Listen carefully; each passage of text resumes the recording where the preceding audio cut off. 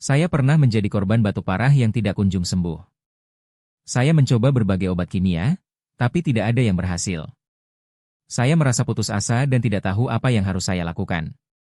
Tapi kemudian saya menemukan ramuan alami yang efektif. Saya membuatnya sendiri di rumah dengan bahan-bahan yang mudah ditemukan.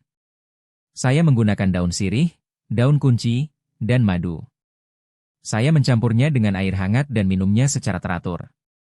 Setelah beberapa hari, saya merasa batuk saya mulai berkurang.